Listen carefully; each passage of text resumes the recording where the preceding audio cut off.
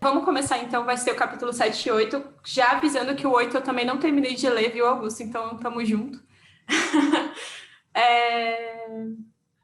Eu não vi no da semana passada, então eu não sei se vocês combinaram algum tipo de prática para conversar hoje. Eu não consegui escutar também. Se vocês quiserem começar falando sobre isso. A gente não chegou a combinar nada, não, amiga. A gente fez várias coisas semana passada. Fez freestyle semana passada. Foi bem freestyle. A gente foi só conversando, foi passando, né, o que a gente tinha lido. E foi conversando sobre a experiência de cada um com os exercícios, como que foi para cada um. E foi basicamente isso. Legal. Eu pergunto porque quando eu comecei o capítulo 7, que ele tá falando sobre essa parada da voz, de como você modula, chama as coisas, tal, a mudança de consciência, me deu a impressão de que era uma coisa que ele tinha falado no capítulo passado. Mas a gente pode começar por aí. Ele falou no capítulo passado, tinha o exercício de modular a voz e entrar nos transes muito loucos que a voz proporciona. E a gente ficou viajando nisso no capítulo passado. O Keller deve fazer isso nos podcasts, né? Fazer um rolê de modulação de voz.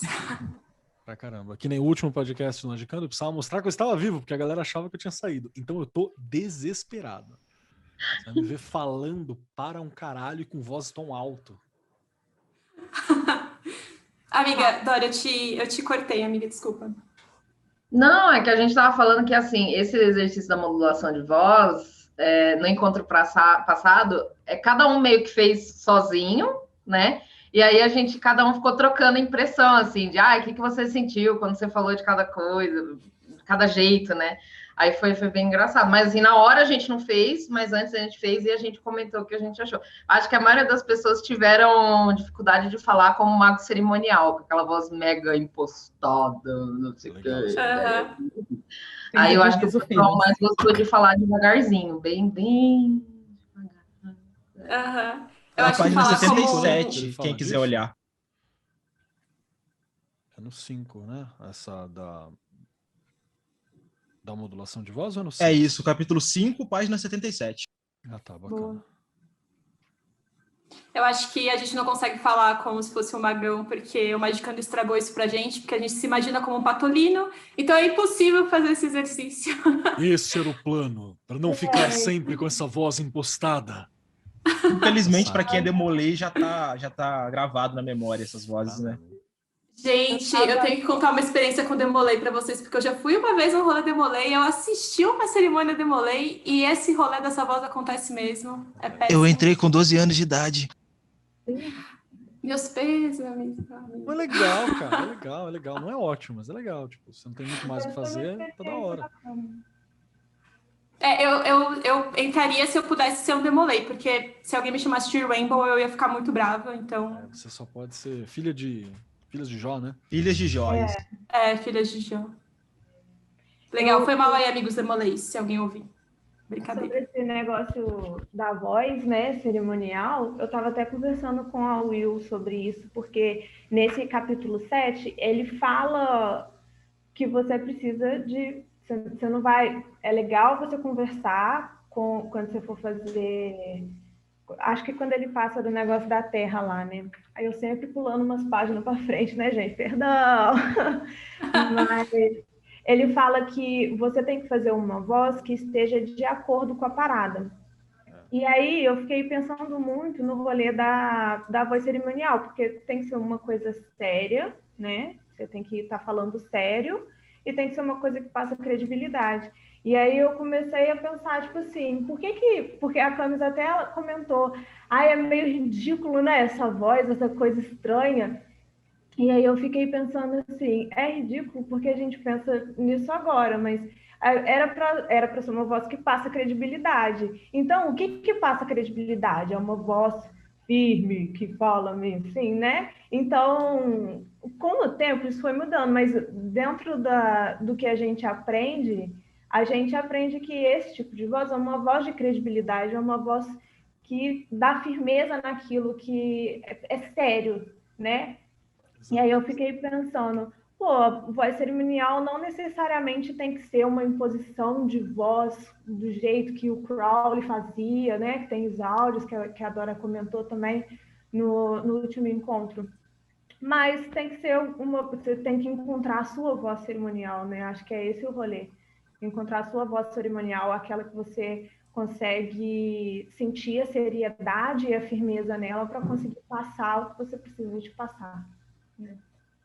Eu tenho muita dificuldade, desculpa, Kelly. Não, fica à vontade. Eu tenho muita dificuldade porque eu vim da Umbanda, né? Então, tipo, voz cerimonial para mim é a voz do padre, em cima de um altar lá, isso, tipo, zero conexão comigo. Isso me lembra muito infância, me lembra muito coisas reprimidas. E eu fiquei, tipo, eu tentei fazer isso e foi, tipo, eu tive uma crise de riso, eu não consegui me levar a sério fazendo isso. Tipo, gente, isso é ridículo, eu tô, sei lá, o que eu tô fazendo aqui, teatrinho, RPG, não tô fazendo direito isso, não é possível. Acho que RPG é o melhor exemplo você treinar esse tipo de voz muito loucas assim mesmo. Mas tem uma parada que muito da voz cerimonial, dependendo da voz cerimonial, ela também tem uso para os outros. Ela é para quando você vai fazer alguma coisa em grupo, para você organizar algo, para você demonstrar algo. Então você pode até ter uma voz cerimonial para você, mas se você for precisar fazer alguma coisa no coletivo, você precisa achar algo que vá demonstrar autoridade para os outros. E também, ali ele fala de voz, mas as modulações são físicas, né? Eu posso vir aqui e ficar falando assim, que eu tô bem mais calmo, como eu posso chegar aqui, mudar minha impostação de voz e mudar o rosto, mudar a expressão, mudar a forma como você fala, que você tem uma outra estrutura de colocação. Tudo isso também tá dentro desse rolê da modulação, né? Eu vou dar um exemplo. Eu tava assistindo um pedaço do Roda Viva com a Erika Hilton, um abraço pra Erika, que não tá ouvindo a gente, fantástica, maravilhosa. E ela tem aquela estrutura clássica da esquerda de rua, de falar rápido, falar autoritariamente, né, falar puxando chavões e falar apontando. Tá só ela na sala, né? Mas ela começa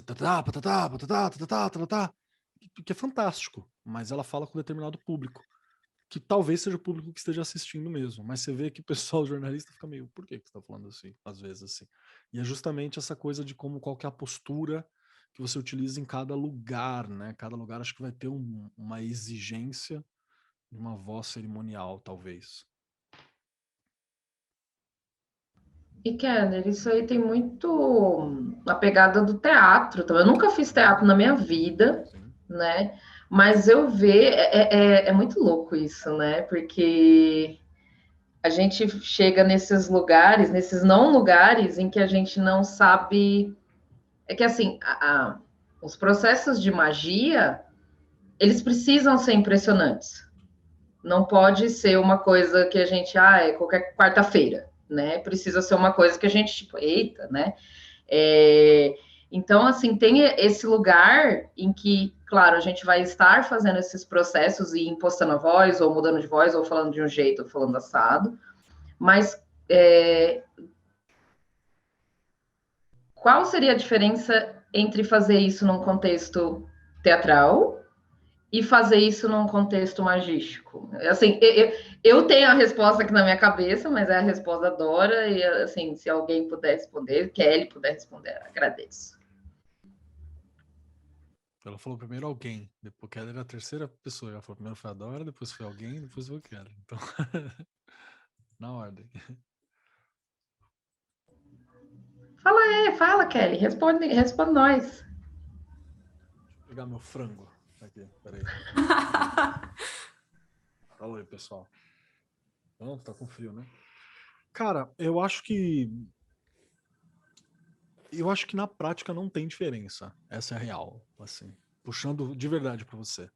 Eu poderia falar que a resposta clássica que divide o teatro de magia é gnose, mas você não necessariamente está em gnose na hora de fazer uma frase cerimonial. Você está, na verdade, começando a se convencer.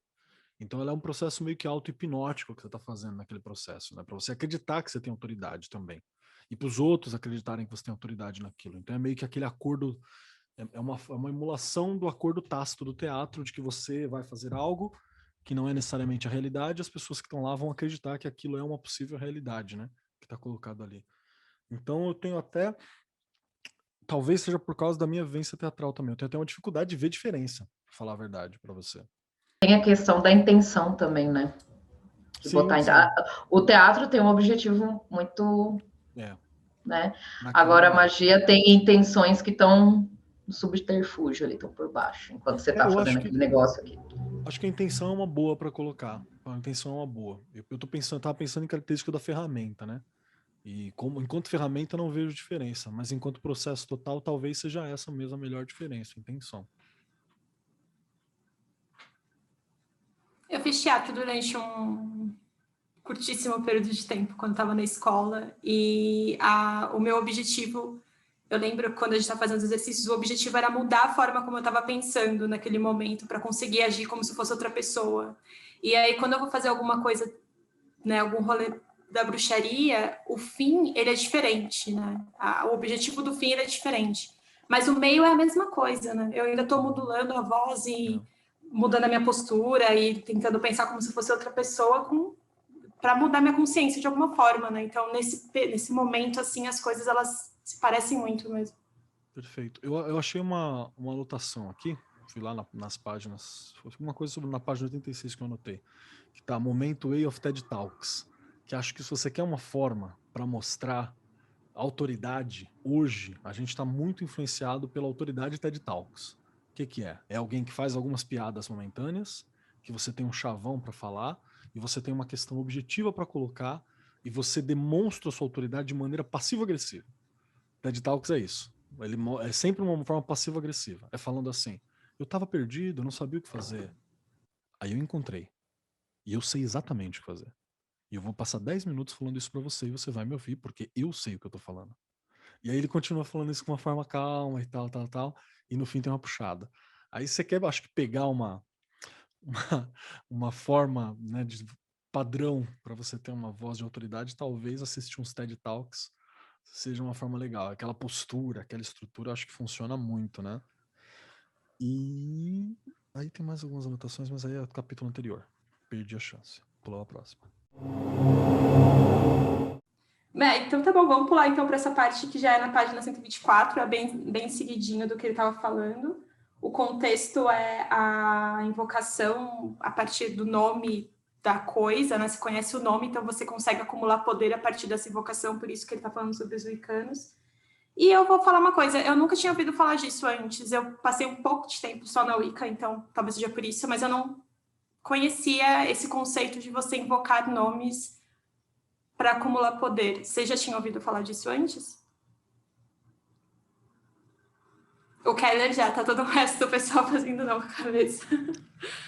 Já, acho que isso é uma tradição bem comum, cara. Por isso que você vê tabela de magia cerimonial com 350 mil nomes, assim, para colocar. Por isso, se você pegar qualquer livro de mitologia comparada, ele vai apresentar 300 nomes para isso. É por isso que muitos magos utilizam a cabala como forma de ferramenta, porque aí eu tenho uma cabala são as gavetas, né?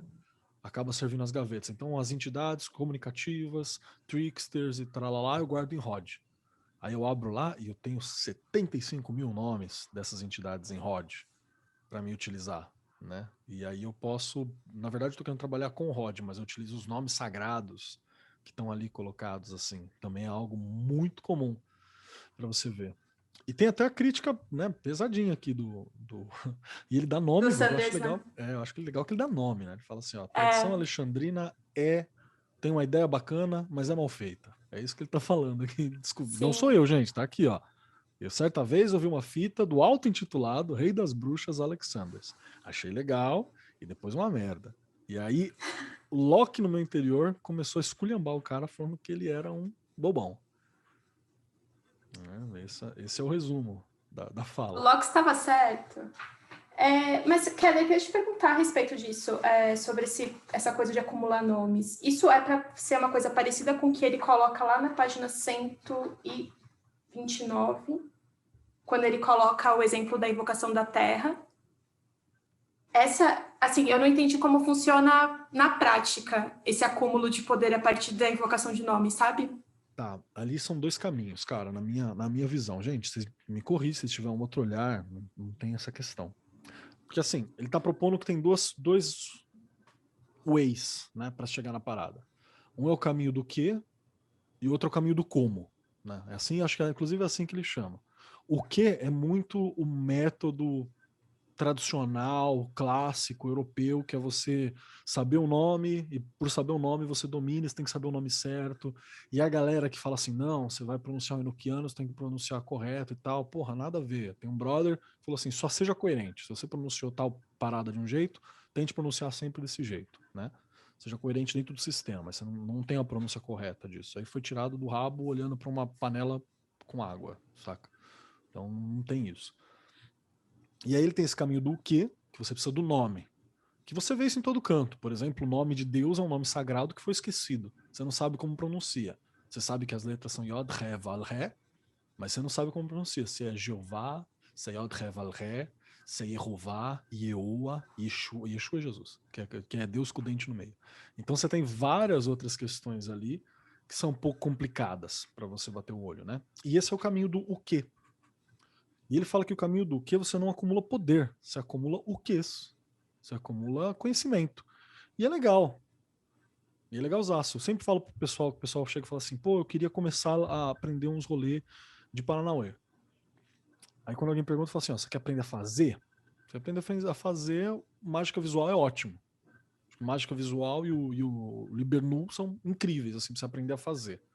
Agora, se você quiser aprender aí no centro de São Paulo, bater o olho no prédio e falar assim, esse aqui, ó, que tá ali, uma estátua colocada no bagulho do comércio, ele na verdade é o deus Hermes, que é curioso, porque ele também é um deus de ladrões. Aí você faz uma piadinha, saca? Então será que os comerciantes são ladrões? E às vezes alguns advogados também utilizam Hermes como símbolo. Então, um é o como, é o fazer a questão, e o outro é o saber o que. Né? Saber como que as coisas se relacionam, os símbolos que estão por trás daquilo. Um é o fazer o Paranauê, o outro é o seu Nicolas Cage no Lenda do Tesouro Perdido, né? Que olha para uma parede e tipo, não, ali tem um símbolo secreto maçônico do 30º, sei lá o que e tal. E os dois é legal, né? E dependendo da tua função, você na verdade só quer a parada simbólica, né? Que só quer identificar coisas, assistir um desenho, entender, ler Prometeia e sacar tudo que tá acontecendo, né? Esse é o quê? Saca? Prometeia, ele faz o como quando você termina de ler. Que você termina, você fica a cabeça explodindo, você fala, aconteceu alguma coisa em mim, eu não tenho certeza o que foi. Né? Esse é o fim de Prometeia. Mas quando você fica no o que, é esse caminho. E aí, ele apresenta ali duas estruturas, né? Quando você fala no fundo, como invocar o elemento. E ele apresenta como fazer isso via o quê? Fazer isso via o quê? É você conhecer as entidades que estão ligadas àquilo, aquele elemento, prau. Fazer isso via como? É você procurar se relacionar com aquele elemento a partir da tua interioridade e da tua cultura com relação àquilo. Então, não, se a gente fizer esse como aqui, vai ser algo diferente para todos nós, provavelmente, mas a gente vai ter vários pontos em comum. E eu tinha dificuldade para entender isso, de verdade. Assim, de verdade. Eu só fui sacar isso quando bateram um papo com a minha xamã. Minha xamã é muito chata com estudos e por aí vai. E ela tem um grupo de estudos sobre umas questões assim, alguns grupos de estudos, inclusive, porque é alguém que tem tempo demais. E foi lá que eu consegui sacar essa parada, né? Que foi porque ela estuda bastante o Bachelard. É a Flávia Gazi. Ela estuda bastante o Bachelard. E quando você pega o Bachelard para ver, eu vou falar de maneira imbecil aqui, porque a Flávia é uma entidade, né? A sumidade é outra questão. E o Bachelard, ele tem 300 livros que é sobre ele, sei lá, agora a gente acabou de ver alguma parada do fogo, o próximo livro que a gente vai ler é A Terra e os Devaneios da Vontade. Aí na Terra e os Devaneios da Vontade ele fala terra, terra ativa, porque é a vontade. Pedra, pedra ativa, pedra que você lança no outro, a pedra que você machuca, a pedra que você faz, a pedra usada como arma, pedra como vontade de ferro, pedra é isso, pedra é aquilo. A terra como algo que cria, como algo que traz, como algo que vem, como algo de potencialidade, de possibilidade, a lama. A lama é a terra molhada, a terra é isso, a terra árida, a terra seca, a terra de... Sabe? E ele começa a pirar numas associações de terra que você fica maluco, de onde você tirou essas porra? E ele pirado, piradaço. E aí ele acaba o livro, e ele tem um outro que é a Terra e os Devaneios do Repouso. Fala, terra como um lugar de descanso. Da terra que descansa, a terra da plantação, a plantação que espera, a terra no inverno. Saca? E ele faz essas aspirações. No do fogo que a gente viu agora, Ele vai lá e fala o fogo que purifica, o fogo sagrado, o fogo da vela, o fogo da iluminação, o fogo do cara que queria se iluminar e se jogou no vulcão, o fogo do álcool, o fogo do sangue, porque o sangue é quente, vermelho, então ele tem associado a fogo, fogo vida, e essa piração muito louca. Então aqui o que ele fala é que é muito legal você ter uma relação acadêmica com o que aquele símbolo significa. Historicamente é da hora, você vai poder falar para seus colegas, você vai chegar no rolê e falar assim, você assistiu Matrix? Vou assistir, você tá ligado que Matrix tem um símbolo, papapá e tal, gnóstico e beleza. Aonde você vai usar isso na Operação Mágica? Nunca. Mas você sabe do bagulho, então é legal, né? E já aqui, o caminho do como é o caminho que você se relaciona com aquilo. Então, como que o elemento ressoa? E é por isso que ele dá o exemplo. Que primeira coisa, você descreve o que você tá vendo. E, gente, é sério, pega um livro do Bachelard para dar uma olhada, que você vai entender o que eu tô falando. Não vai entender nada do que ele tá falando, mas você vai entender o que eu tô falando. Porque se não for a Flávia guiando assim, a gente perde várias coisas do Bachelard. E aí você tá lá, e você fala assim, descreve o que você tá chamando. Essa é a parte. Então é o que eu quero. Que terra é essa? Eu quero a terra da morte, eu quero a terra seca, a terra do pântano, a terra daqui, terra da onde? Que terra é essa? A terra ativa, a terra que se move, a terra que se mexe, treme e mata a gente, a terra que planta, a terra... Que terra é essa? Você descreve a terra que você está chamando. Aí você vai se unir com a terra, que é como que aquela terra ressoa em você. Que é isso que o Bachelard faz muito bem. Então é quando ele fala fogo, fogo sexual. Fogo como algo do céu, um fogo sagrado, santo, e tem o fogo do inferno, fogo que queima, o fogo profano. Então, qual desses fogos que você vai, como que aquilo está dentro de você? Então, tá, o sexo é profano, o fogo sagrado, ele é abstêmio, ele não está na putaria, saca? Ele tem essas coisas do Bachelard. Então, é como que esse elemento ressoa em você. E por último, fale pelo elemento. Você é o elemento. O que você vê? Que novas palavras você adquire para esse elemento? Você pode tabular isso, e aí você cria um novo arquétipo, né, uma nova estrutura de relações, ou você pode só utilizar para você. Que o caminho xamânico é justamente o que você utiliza para você. É por isso que, com todo respeito aos colegas xamãs aí, que talvez ouçam a gente em algum momento, metade do que a galera faz de relação com as coisas tá errada. Ah, vou pra tenda do fogo, tenda do suor. Não é tua cultura. Você não tem relação nenhuma com aquilo. É legal? É legal. É da hora. Mas o impacto, se você tivesse adaptado aquilo à tua cultura, por que o suor é importante para você? Por que o suor não é? Na verdade, a nossa tem um nojinho de suor. Então, se você ficar lá em negação, ai, eu tô suando, ai, meu Deus, não vai ser a mesma coisa. Então, tem várias questões assim. Eu entendo que seja o caminho do que e o caminho do como. Talvez eu esteja errado. Quem teve outra leitura, por favor. Não, então, não que eu tenha outra leitura, mas enquanto você estava falando aí, eu estava pensando pensamentos aqui. E assim, é muito curioso, assim, eu não li o livro, eu vou falar do livro sem propriedade, né? Mas, enfim, o título do livro o título do capítulo é Imaginação e Oração, né? E eu e a Carol, a gente está num grupo de bruxaria tradicional, a gente está fazendo algumas coisas e tal, e a nossa professora passa para a gente alguns rezos que a gente precisa fazer. E, assim, está sendo uma experiência bem interessante que, como a gente nasceu no Brasil, e né, boa parte da gente tem um background ou católico ou cristão, né? E a gente está tentando furar esta bolha, né? E ir para um outro lado. Quando a gente vai fazer algumas determinadas práticas, a gente fica assim, mas vai ter que fazer oração? É verdade. Né? A gente fica... Porque, assim, a gente tem um conceito que foi incutido na nossa cabeça muito forte de oração, do que é oração, né? Que é a oração católica, oração cristã, né? E a oração nesse sentido, pelo que eu tenho, né, percebido nas minhas práticas, nas coisas que eu tenho feito, no cristianismo é uma coisa, tipo assim, top-down, entendeu? É de fora para dentro. Alguém está me falando para eu repetir determinadas palavras que vão significar determinada coisa e assim eu vou ficar protegido, né? E é assim, não pergunta por quê, não pede explicar, só faz, né? Não deixa de ser legítimo, não deixa de ser válido, não deixa, né? Enfim, é uma das formas de fazer a coisa, né? Mas aí a gente vai desenrolando o novelo do rolê, né? E a gente percebe essa questão que você pontuou, Keller, de constituir relação. Que não necessariamente precisa ser com esse Deus cristão, mas pode ser com a existência, tudo, né? E essa constituição de relação é que meio que vira a mesa e vira o jogo, né? E essa questão da repetição também, né? Mas aí já entro mais por um paradigma meu, assim, da minha cabeça, quando você está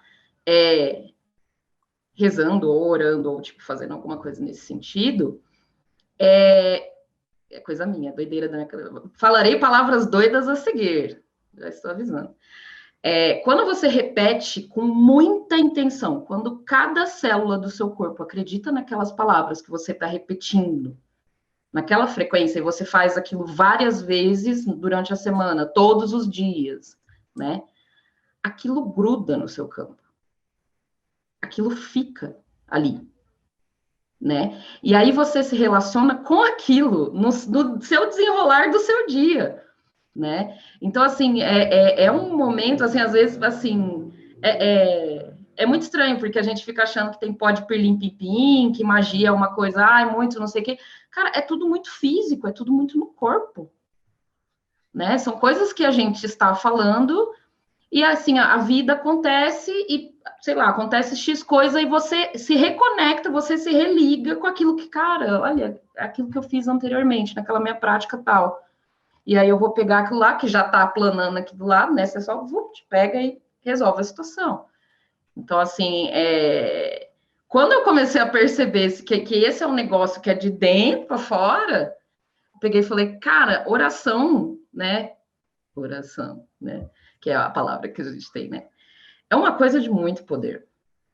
É uma coisa de muito poder pessoal, né? E assim, aí que eu comecei a fazer a distinção entre oração católica, aquela coisa biriri barará, e tipo, cara, qual é o tipo de rezo, de intenção, de oração que a Dora quer fazer dentro do conjunto de práticas, de coisa que ela acredita, de coisa que ela gosta, o que ela quer trazer de bom para poder significar aquele rolê todo, que ela seja proteção, seja, sei lá, né, negócio de Vênus, sei lá, dinheiro, qualquer coisa, pode ser qualquer coisa, a realidade é muito ampla.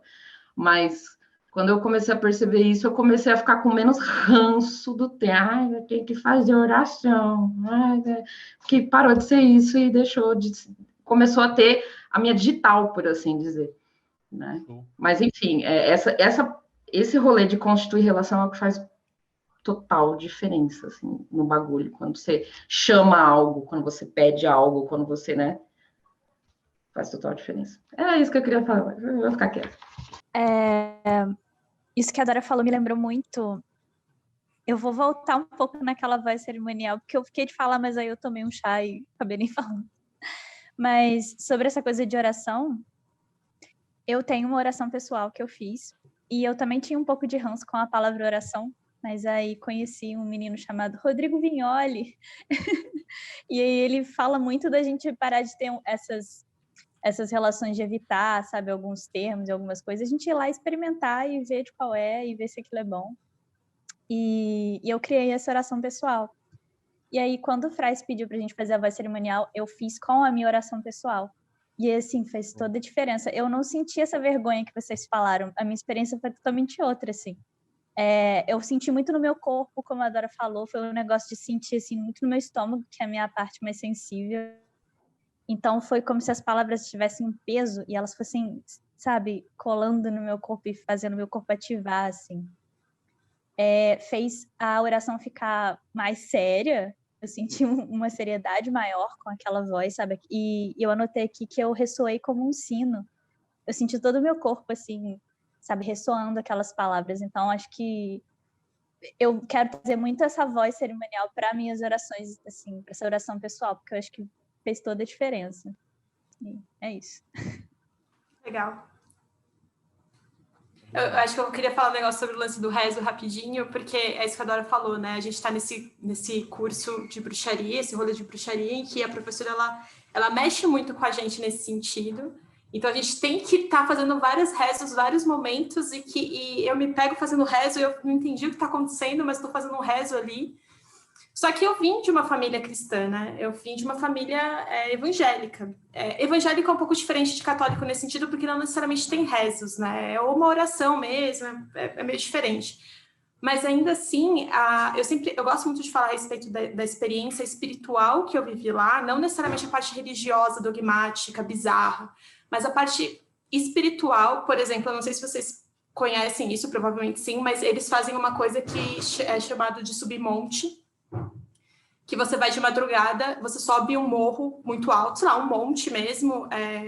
Eu lembro que a gente ia muito em Taipas, eu acho, ou em Santana, não lembro direito qual é o nome do lugar, mas é um lugar alto no meio do mato, você se enfia no meio do mato e você começa a orar, é basicamente isso.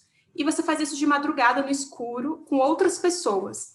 E se o paradigma da igreja é um rolê mais pentecostal, as pessoas começam a falar em línguas, que é aquele negócio que todo mundo gosta muito de zoar na internet e tudo mais. Só que, beleza, vamos esquecer a parte de que eu tô falando de uma igreja evangélica, tá bom? Com todas as problemáticas da igreja evangélica, e vamos pensar na parte espiritual. De você subir no meio do mato à noite, se enfiar lá embaixo de uma árvore e começar a fazer um rezo a partir de sons que você não necessariamente entende, mas que eles vão vir a partir desse pulsar espiritual interno seu, que aí eles vão chamar isso de unção, ou seja lá o que for, isso não importa. O ponto é que nessa experiência espiritual, tinha gente que entrava num transe tão louco que via a árvore mais clara do que ela realmente estava, ou então que tinha vislumbres de coisas que não estavam lá necessariamente. Então, alcançar esse tipo de experiência a partir de um rolê que a gente, como pessoas que estão praticando coisas que não são tão bonitas quanto ser católico ou ser evangélico, é muito doido a gente perder isso. Então, quando eu tô fazendo os rezos para bruxaria, mas eu me pego meio que questionando isso, porque o nome é rezo, porque o nome é oração, porque tem algum santo ali bizarro que eu nem conheço direito, eu me lembro dessas experiências que eu tive debaixo desses paradigmas que não tem nada a ver com bruxaria hoje, que não tem nada a ver com o que eu gosto, com o que eu acredito hoje, mas que ainda assim funcionavam, sabe? Enfim, é isso. Esse é meus 15 centavos sobre o assunto aí da reza. Peraí, liguei aqui. Deixa eu só acrescentar um comentário que, assim, eu acho que é nessa linha mesmo. É bem parecida com a leitura que eu fiz do rolê todo também. Eu não tenho esse ranço do rolê do cristianismo também. Minha relação sempre foi mega de boa, apesar das palhaçadas. O cristianismo prático no mundo real e o conceitual eu acho bem distinto, assim. E tem um problema, cara, no livro do Frais, assim, que não ajuda, que são títulos ruins de capítulos. Saca? Isso não ajuda. Por exemplo, capítulo 5, ele chama visualização. Deveria se chamar sentidos e imaginação mágica. Aí você vai para o capítulo 6, chama acesso à imaginação. Deveria se chamar assunção forma Deus, como técnica. Aí você vai lá para o capítulo 7, chama imaginação e oração. Devia se chamar invocação, que é isso que ele faz nesse capítulo, é isso que você aprende a fazer. Né? Aí você tem o 8, construindo mandalas. Deveria ser organização estética mágica e lista de ervas de propriedades magísticas do hemisfério norte. É assim que deveria chamar esse capítulo, saca? Então tem esse problema real da questão da linguagem também, que às vezes a gente acaba perdendo e que causa um rancinho, né? A gente fica meio... Total. Eu falei na última reunião que eu tenho um problema muito sério de trava para falar em voz alta, quando eu estou sozinha. Então, tipo, uma coisa é eu conversar com meus guias, quando eles estão aqui falando, eu respondo eles em voz alta de boa, mas sozinha, iniciar um ritual, falar em voz alta, eu tenho muito problema. Então, geralmente, eu começo falando baixinho. Então, eu vou bem de pouquinho, assim. E eu moro sozinha, eu não tenho um problema de ter alguém me escutando e achando que eu sou louca. Eu moro sozinha, eu posso gritar aqui que, tipo, foda-se. Mas eu tenho muito essa trava. E a palavra oração também me traz um pouquinho de ranço. É cringe, né? O jovem fala cringe. Eu tenho 30 anos. porque me lembra muito a questão da igreja católica de ajoelhar e ficar Pai Nosso, que estás no céu, repetindo a mesma coisa. Reza 3 Ave Marias, 5 Pai Nosso, pronto, está absolvido do seu pecado. Isso me irrita. Então, o nome oração, quando ele começa falando, né, da oração, da taça, eu falei, ia lá, oração, problemas, temos problemas. Aí ele, aprendi com o Yorubá. Eu falei, opa, pera, volta. Você aprendeu com alguém da África? Agora eu vou prestar atenção. Então, tipo, muda um pouco, mudou a chavinha na minha cabeça, né? Tipo, opa, veio de um lugar onde eu estou acostumada a trabalhar, veio da África, veio do rolê que eu estou acostumada. Então, peraí, deixa eu ler com atenção e ver o que ele está falando. E eu fiz a meditação da taça ontem. E foi completamente insano. Foi muito, muito louco. Eu não fiz muito com palavras, eu fiz com dança, que é a minha linguagem universal, é dança. Então, tipo, chegou no final, quando eu estava esgotada de dançar e, tipo, fui misturar os líquidos e jogar no resto da casa. Falei, gente, eu virei um avatar, né? A gente estava falando da lenda de Yang ali no começo, eu virei muito avatar. Porque, tipo, cada movimento, eu peguei uma playlist de tambor xamânico, montei cada uma dos elementos, então tem a playlist, tem a música da terra, do fogo, da água e do ar. Então, eu virei muito o Eng ali, dominando os elementos, e cada um dos movimentos era muito conforme... Não sei explicar, gente, foi muito louco. Mas, assim, o engraçado é que a terra era muito, muito firme, e aí o fogo, eu não falava, eu não tinha palavras para o fogo, porque na terra eu consegui falar, na água eu consegui falar, no ar eu consegui falar, mas o fogo não tinha palavras, o fogo era, tipo, extremamente selvagem, não vinha nada, eu não conseguia pensar em nada, e eu ficava o fogo que, foda-se, entreguei na mão de Deus, não tem palavras aqui, não, é só movimento e barulho esquisito. E o ar foi o mais difícil para mim, eu não... Tipo, todos eles, entre 5 e 10 minutos, eu consegui uma conexão com cada um dos elementos. O ar, mano, foram, tipo, 15 minutos ali de looping, porque eu não conseguia sentir, eu não conseguia pegar, eu não conseguia ter a mesma conexão que eu tive com os outros elementos. Demorou um bom tempo para eu conseguir. Mas no fim deu certo, no fim deu tudo certo.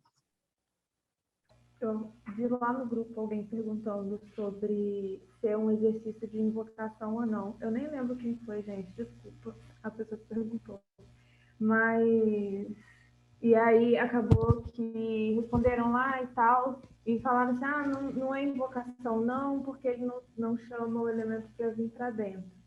Mas eu acho que é exatamente esse o objetivo desse exercício, né? De você chamar o elemento para dentro de você aos pouquinhos, assim. E eu não fiz o exercício, não cheguei a fazer, quero fazer depois, mas a vida acontece e aí às vezes não dá para fazer. Eu gosto muito disso, dele separar por etapas, e de você ir fazendo aos poucos. E o negócio de sentir no corpo é o mais maravilhoso para mim, que a Dora estava falando, de sentir, de trazer para o seu corpo, e é muito pessoal, né? Igual eu achei maravilhoso que a Camis fez com dança, e porque é a linguagem do corpo dela. Muito bom, gente. Esse rolê da meditação que ele faz com os elementos, olhando no meu diário mágico, assim, primeiro eu lembrei, né, e fui olhar, consultar. É muito parecido com uma das primeiras operações mágicas que eu fiz, além de, tipo, fazer sigilo e gnose, meditação e tal, que foi uma invocação dos elementos do fogo, para um momento que eu precisava de força criativa, uns rolês assim, né? Sei lá.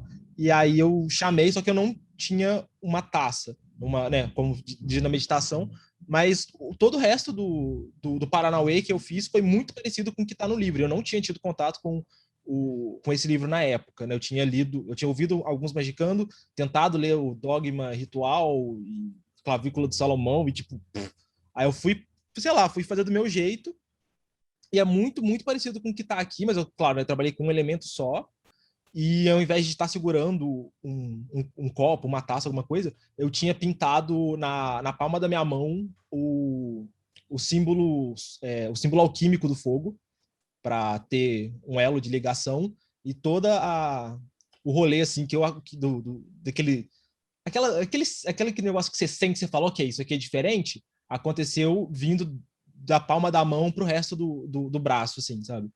E aí eu tentei fazer essa meditação da taça essa semana, mas eu tava vida muito corrida, então eu fiz pocket, eu não fiz com os 4 elementos, eu fiz só com a água.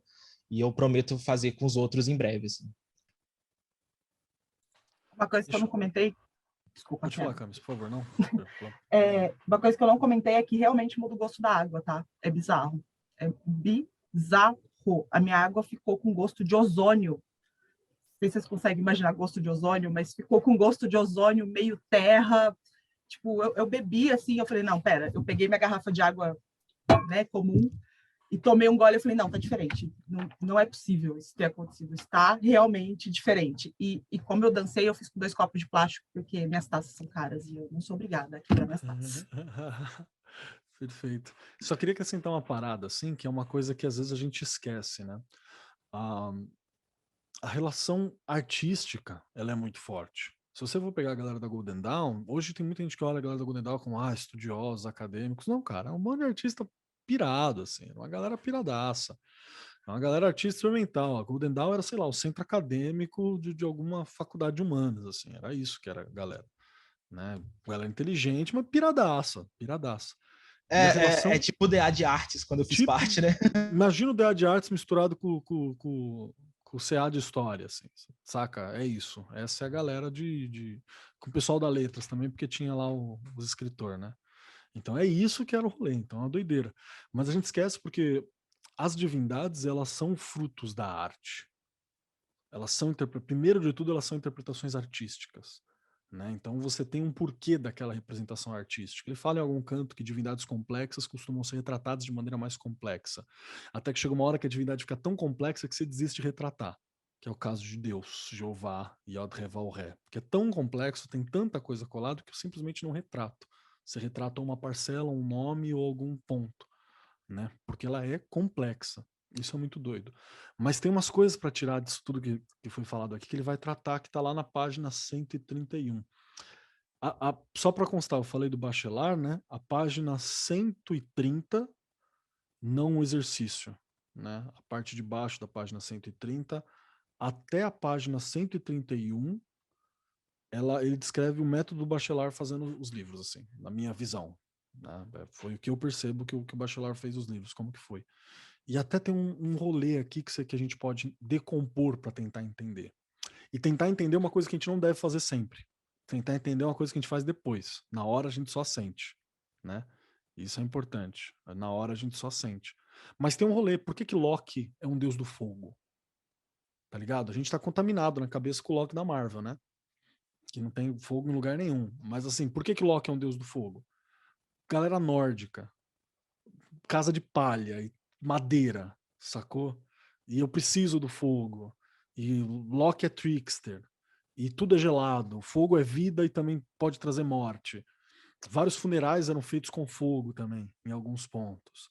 Então você tem algumas coisas que você liga do porquê que fogo foi atribuído a esse elemento de Loki. Por que ele era volátil, volúvel, sem controle. Te ajuda de um lado porque tá esquentando tua comida e queima tua casa porque você não olhou com atenção para ele.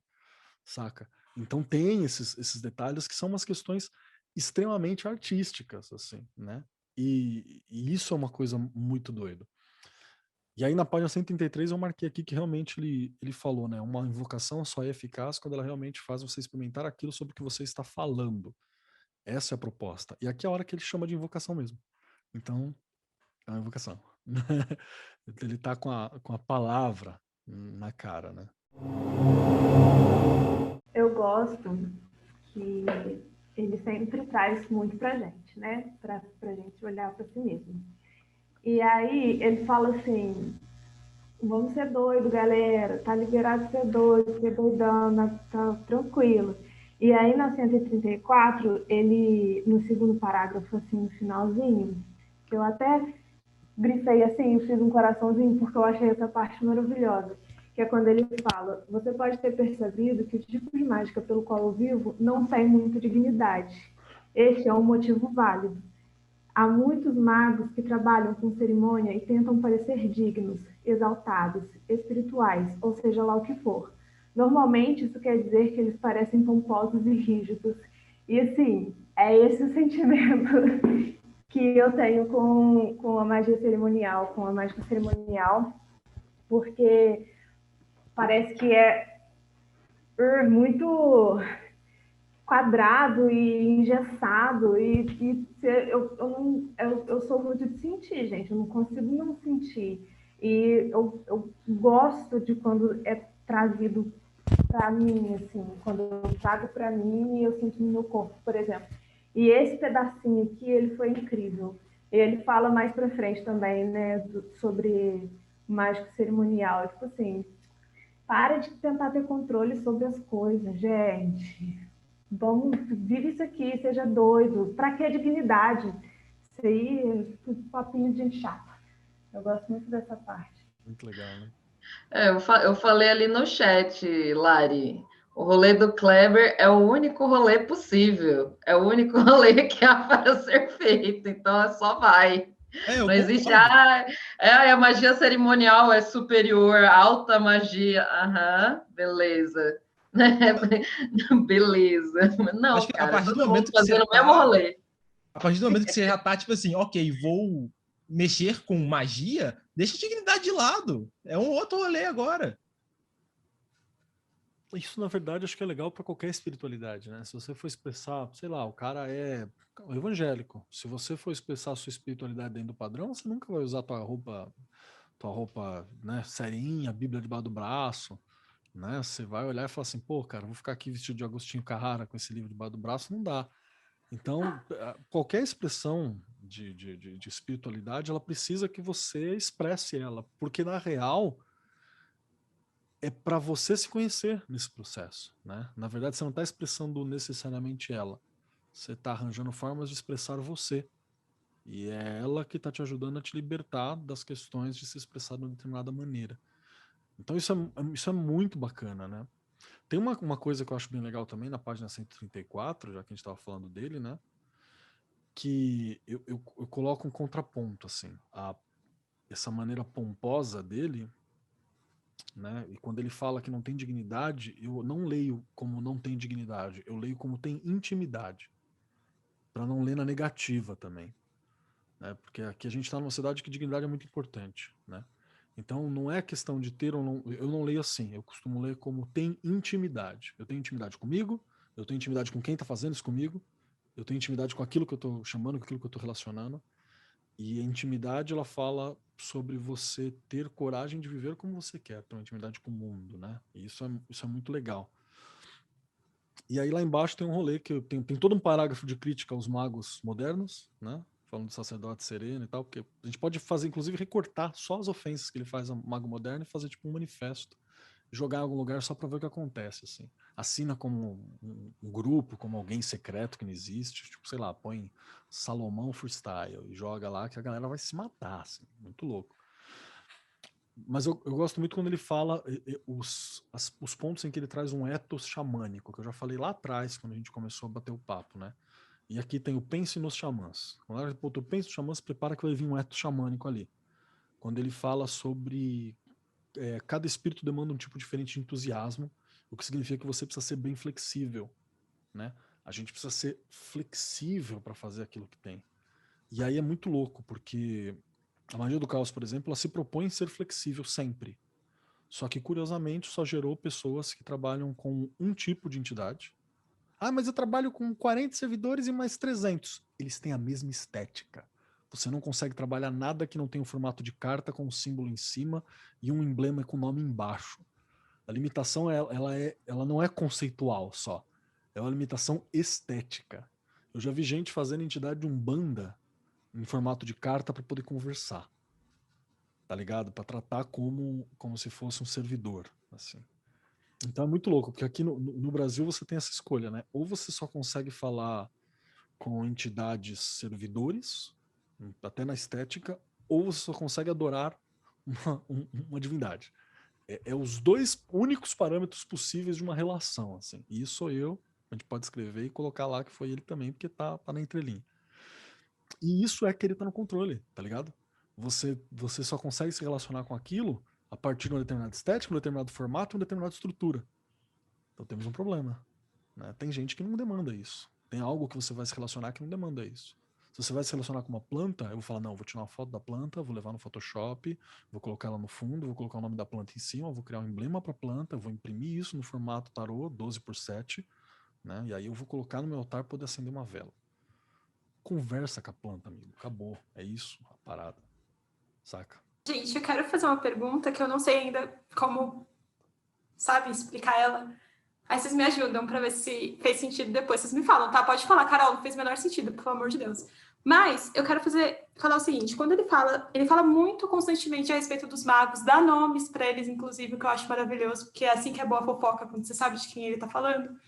Mas eu fico pensando, quando ele vai falar sobre essa falta de dignidade ou ter intimidade, como o Keller colocou agora, ele tá falando sobre um tipo muito específico de contato com a magia, que não necessariamente vai ser para todo mundo, sabe? Será que não é estranho pedir que essa visão xamânica se estenda para quem é do rolê da Golden Dawn, ou Telema, ou sei lá? Não é esquisito isso? Vocês sentem um estranhamento com isso? Ou eu tô louca? Sério, é uma pergunta sincera.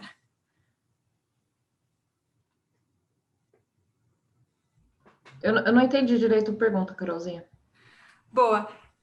Não sei se eu vou conseguir explicar, mas eu vou tentar. Basicamente, o que eu tô dizendo... Fala, manda. Só para entender, você tá dizendo se ele não tá querendo substituir uma estrutura por outra. Ou se ele tá querendo que essas pessoas entendam algo que... Como ele entende. Como ele entende. É porque é uma coisa do xamã, me parece. É uma coisa do xamã. E eu não acho que todo mundo veio para ser xamã, sabe? Eu não acho que todo mundo tem isso. E aí eu fico pensando... Não deixa de ter valor, eu acho que não deixa de ter valor o rolê da Golden Dawn, ou qualquer coisa que seja mais cerimonial, não deixa de ter o seu valor. Mas eu não acredito que todas essas pessoas vão conseguir fazer a leitura do xamanismo como ele propõe. Eu leio isso e eu fico, mano, é isso que eu quero, é para isso que eu tô aqui. É isso que eu tô procurando para mim. Mas eu acho que vai ter gente que não vai ter isso, entendeu? Eu não sei se faz sentido criticar dessa forma, entendeu? Eu acho que tem gente que precisa de estrutura, né? Tem gente que precisa de um guia, tipo A, B, C, D. Tem gente que precisa, tem gente que não precisa. O xamanismo freestyle é o que ele é freestyle, né? Tipo, faz aí, vê no que dá. Tipo, toma aqui uma orientação básica e pira em cima disso. Tem gente que não vai conseguir pirar em cima disso. Tem gente que vai... Eu tava com um amigo meu aqui agora há pouco, que ele tipo, a gente é extremo oposto. Ele é todo certinho, todo, tipo, vida em caixinhas e tal, e a gente começou a debater o porquê que a vida dele é em caixinhas, assim, o que levou ele a ser assim. E a gente fez uma sessão de terapia conjunta aqui, porque a minha vida é completamente fora de caixinhas. Então, a gente começou a debater isso. Ele não consegue fazer isso, por exemplo. Teve uma hora que eu peguei ele no braço e falei assim, não, tá bom, senta aqui. Vamos fazer um exercício do livro? Aí eu coloquei ele no chão e fiz ele rabiscar. Ele ficou extremamente desconfortável em rabiscar uma folha de papel. Extremamente desconfortável. Porque ele não consegue pensar na vida dele sem uma regra, sem ter um ponto a seguir. Tipo, meu ponto é esse daqui. Para eu chegar lá, eu tenho que fazer A, B, C, D. Tem gente que não vai conseguir. E eu não vejo problema em não conseguir. Eu não vejo problema em ter que seguir uma regra. Acho que são estilos diferentes, de pessoas diferentes, com históricos diferentes, que buscam coisas diferentes. Eu acho que cada um vai sentir de um jeito. Para mim, não funciona a coisa da regra. Para mim, não funciona alguém falar, você tem que fazer isso. Eu olho para a pessoa, mas eu não tenho o que fazer porra nenhuma, eu faço o que eu quero. Eu tenho muito isso de ser contra as coisas. Então, se você fala para eu fazer A, eu vou fazer B, e foda-se você, eu vou fazer o que eu quero fazer. E tem gente que não, tem gente que precisa ter esse guia, tipo, você... como que eu vou chegar até ali? Ah, vai por aqui. Tá, mas eu vou por aqui, por que eu vou por aqui? Tá, esse caminho aqui, mas quando eu chegar no meio do caminho, para onde que eu vou? O que eu faço? O que eu pego? Eu preciso fazer alguma coisa no caminho? Tem gente que precisa de um manual de instrução. E eu acho que por isso que existem tantas organizações diferentes, tantas formas diferentes de fazer as coisas. Tem gente que se dá bem na igreja católica, tem gente que se dá bem na igreja evangélica, tem gente que se dá bem na Umbanda, tem gente que não se dá bem em nenhuma, tem gente que se dá bem com todas. Por que uma é diferente da outra?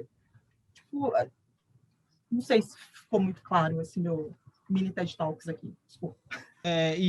Carol, 2 pontos, né, sobre o que você estava perguntando.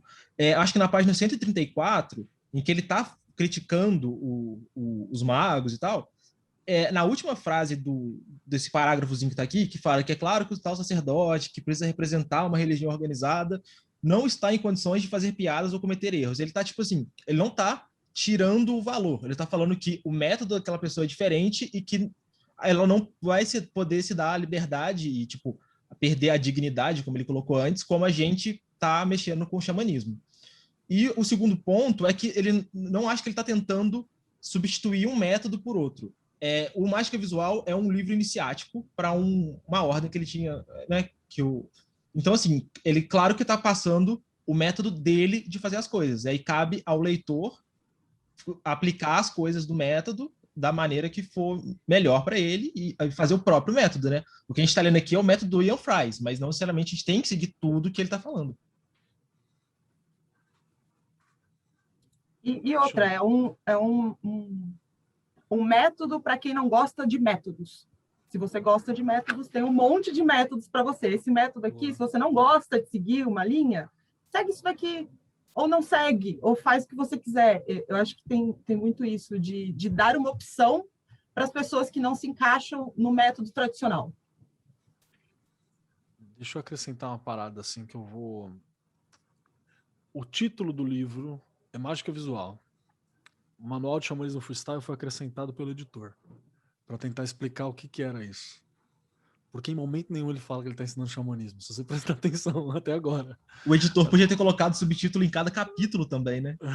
Então é meio que assim. O livro chama Mágica Visual. Aí se você for fuçar, até agora ele não falou, ó, para você ser um xamã você tem que ser assim. Não, ele não tá propondo o xamanismo. Ele não tá fazendo isso. O editor colocou lá porque falou, essa porra é xamanismo, né? Eu falei, não sei. Talvez sim, talvez não. Eu falei assim, então vai ser porque tem que, né? Para vender tem que ter formato. E tá lá. E tem um detalhe que eu acho muito legal, que é na página 125, que é a hora que ele fala assim, se você quiser verdadeiras mudanças na sua consciência, que tá um programa misto. Ele não é um revolucionário, ele é um reformador. Essa é a parada. O que ele tá falando é que, olhando para a estrutura normal das ordens, fala assim, legal, gente, não tá funcionando tem uns 20 anos, não sei se vocês perceberam. O último cara que foi, né, revolucionário nessa parada tal, foi o Crowley, ele tinha probleminhas. Né? Então, assim, acabou. Não teve tantos revolucionários, né? Aí ele até fala, acho que a pessoa que mais revolucionou o rolê todo, ele fala no começo foi a Nema, que foi quem fundou a ordem que ele trabalha, que é a ordem de Maat, que é uma ordem com toda estruturadinha também, né? A moda caralha fazendo mandala e dançando. Então é muito doido isso, que na verdade ele tá fazendo duras críticas no intento de reformar. Ele não é o Nietzsche com martelo. Infelizmente, que eu imagino o estrago que ele ia fazer sendo um Nietzsche com martelo seria assim incrível, porque tentando reformar ele ofende meio mundo e derruba um monte de coisa. Eu queria ver esse cara com caminhão, assim, que eu acho que ia ser realmente danoso, realmente perigoso em alguns pontos. Mas eu acho que a tua preocupação ela é extremamente importante, porque isso fala sobre a natureza do livro, né? Dá para você fazer uma leitura do livro de que ele talvez esteja... Então ele está criticando por quê? Porque a dele é melhor. E aí, se você não pegar as sublinhas, porque ele também não deixa isso claro, que ele, na hora que ele fala assim, ó, eu estou tentando escrever aqui, mas eu sei que está sendo um completo fracasso. Né? Ele fala assim, eu já tive aí, gente, não funciona. Né? Na hora que ele olha lá e fala assim, gente, mas eu sou um otário, eu só estou propondo, eu vou te contar como é que a galera chamando, não sei aonde, faz a galera do Tibete. Por quê? Porque eu não estou no Tibete nem sou xamã, e como eu faço uma versão pobre, mal feita e desaculturada dessa galera. Se você não lê isso nas entrelinhas, eu acho que até dá para alguém vir aqui e virar, tipo, uma nova Bíblia, saca? Tipo, é assim que tem que ser e tal. É exatamente isso que me preocupava, porque aí eu fico... É legal isso, a gente tentar evitar câimbras, mas se você quer muito evitar que outra pessoa faça outra coisa, você vai arrumar uma câimbra também, entendeu? É isso que essa era a minha indignação, mas eu saquei, gostei disso que vocês falaram. Eu acho validaço, assim, validaço. Não, e é a tal da coisa, né? Uma coisa que também fica implícita nessa conversa é de tipo questão dos afetos, né? O que você gosta, porque assim, por exemplo, vamos supor, magia planetária, que foi algo que eu aprendi e descobri. Tem todo um jeito, tem horário, tem dia da semana, tem elemento, tem 300 tabelas de informação para você fazer essa porra, né? Se você é uma pessoa que é meio control freak e curte o bagulho e faz uma parada super estética, que aquilo te agrada e você olha e fala, cara, essa porra vai dar muito certo pra caralho. Eu amo isso aqui é maravilhoso. Maneiro. Porque isso se alinha com quem você é, isso faz parte dos seus afetos, você faz isso com um certo fluxo, com uma certa naturalidade, não é forçado, né? Agora, se você vai lá e aprende o negócio, e você, porra, vou ter que acender a vela azul na quinta-feira e tal, ai, caralho, eu vou ter que fazer...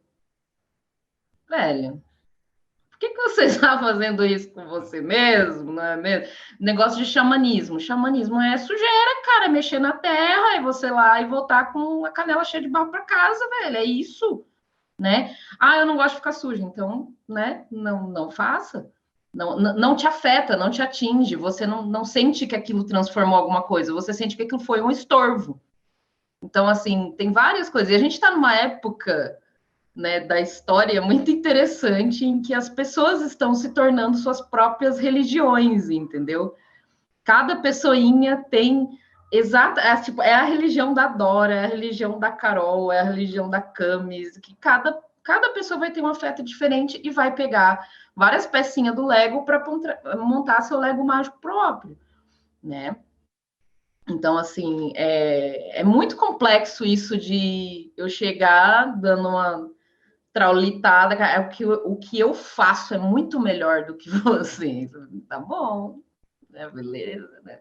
Discordo, mas tudo bem, né? Não tem isso de melhor ou pior. Tem o que nos afeta pessoalmente, diretamente, que é gostoso pra gente, que é bom, que impressiona, que a gente fala, cara, isso aqui é incrível. Né? Isso aqui é incrível, eu quero repetir isso, eu quero fazer isso aqui mais vezes. Né? É essa sensação que dá quando você faz um negócio desse sentido, né? Não que é um estorvo. Se for um estorvo, você olha assim, porra, magia planetária é muito bonito, cara, mas toda vez que eu vou fazer, eu sinto isso, isso, isso. Então, talvez outra pessoa vai fazer melhor que eu, e eu não vou fazer isso.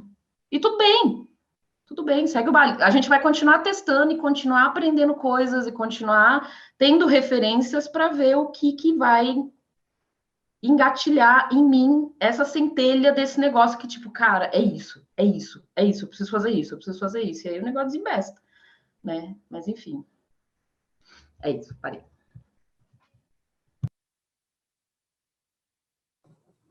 Isso me lembrou um pouco da parte que ele estava falando sobre o lance da organização. Eu acho que já é no capítulo 8, mas eu não estou encontrando aqui. Aí, quando eu encontrar, eu volto.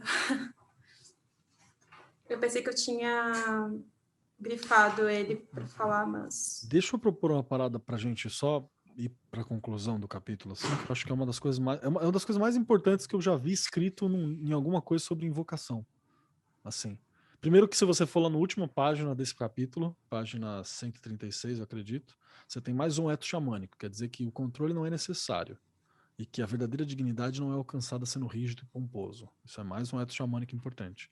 Mas se você subir um pouquinho, né, ele vai ter uma crítica que vai falar, começa na página anterior, né, onde ele fala: uma boa invocação não é só um jogo mental e intelectual. Ela deve te capturar, te agarrar na totalidade do seu ser. E aí você tem um parágrafo que é esse, por exemplo. Isso aqui são coisas que você pode fazer com invocação. Porque às vezes já aconteceu, tá num rolê falando sobre invocação, alguém fala, mas pra quê? Aí você olha a pessoa e fala, boa pergunta, acho que ninguém nunca respondeu pra que eu vou ter esse trabalho todo, tá ligado? Só por fazer. Não, aqui ele fala, para resolução de problemas, quando estiver me sentindo perdido, precisando discutir com alguém superior ou diferente. União, quando eu quiser tomar uma bebida com outros aspectos de mim. Consagração, né? Transformação, e ele fala de cura também um pouquinho antes. Agradecimento. Então você tem algumas utilidades para colocar para isso. O que eu acho muito legal, e a gente não vê isso em todos os lugares também.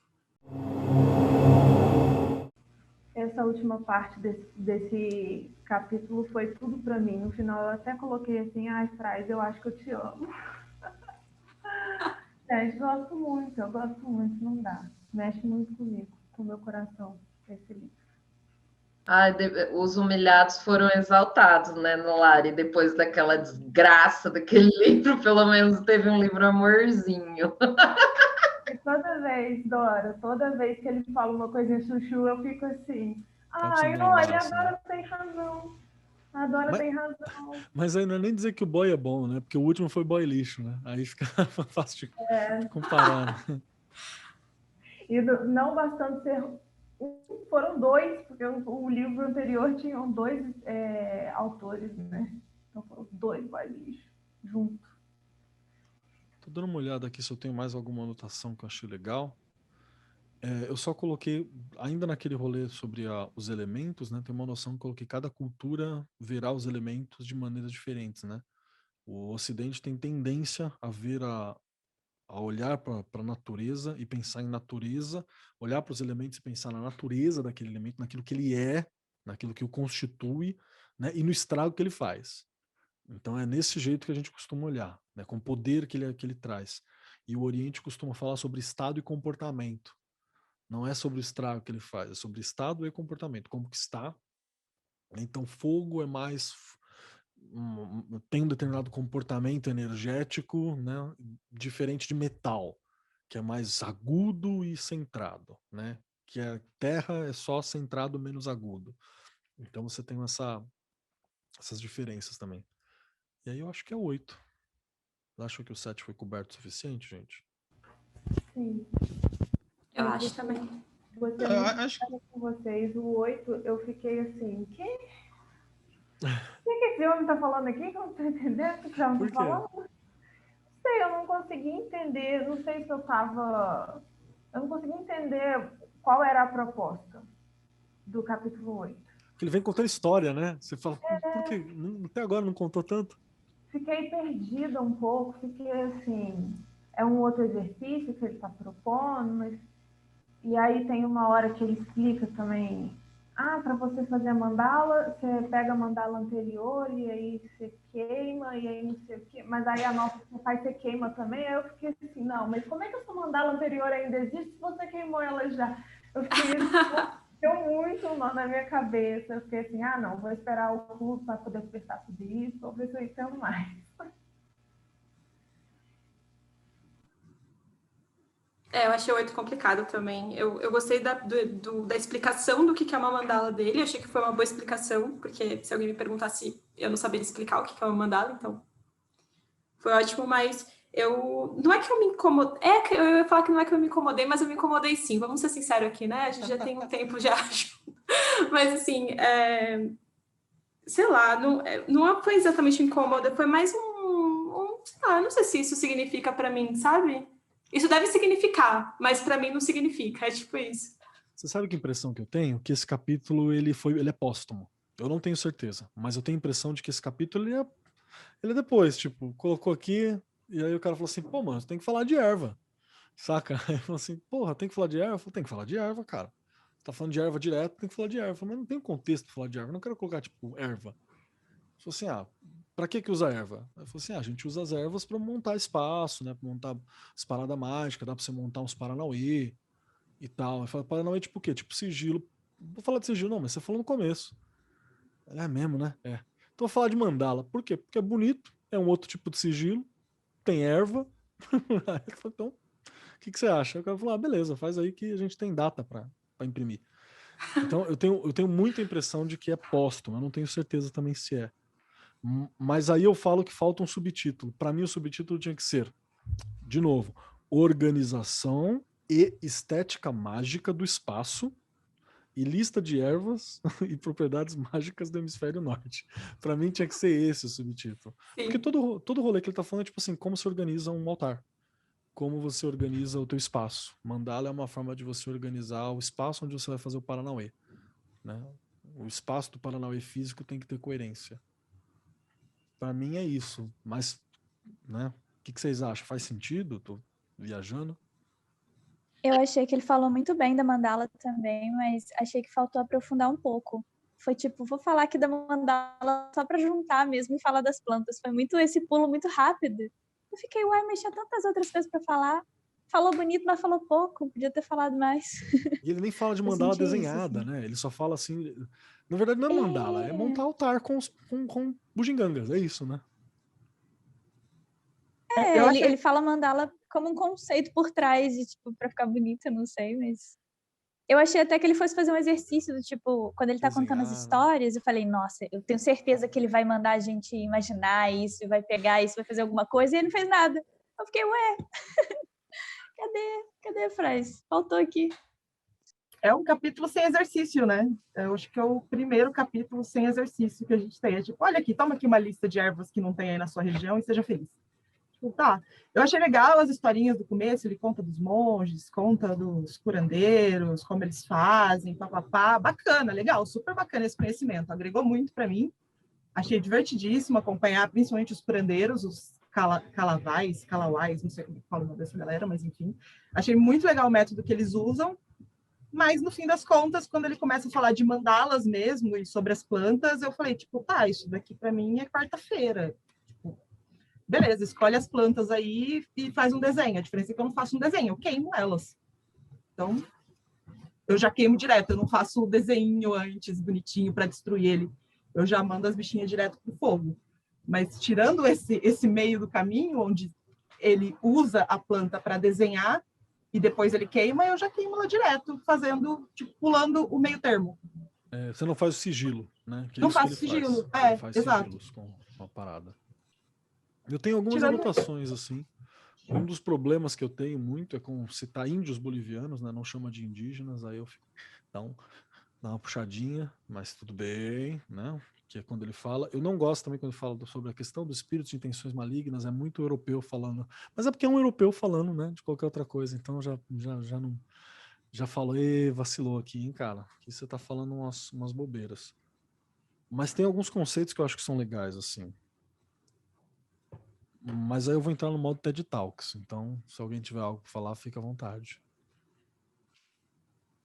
Não, eu não tinha pensado nisso. Tipo, para mim, mandala é uma coisa. Primeiro que eu tenho dificuldade, né, de entender e de desenhar. Mandala eu nunca desenhei. Mas agora que você fez esse link, Keller, de ligar mandala a espaço ritual e altar, tipo, fez, sabe aquele meme do cara? Sou eu nesse momento. Porque assim, eu tenho um altarzinho aqui, e isso era algo que é sempre essa porra, né? Era algo que eu fazia, mas eu não sabia que eu estava fazendo. E aí agora você falou isso, eu falei, gente, eu faço esse negócio, eu boto a planta assim, boto a planta assada e deixo ali e tal, e é isso.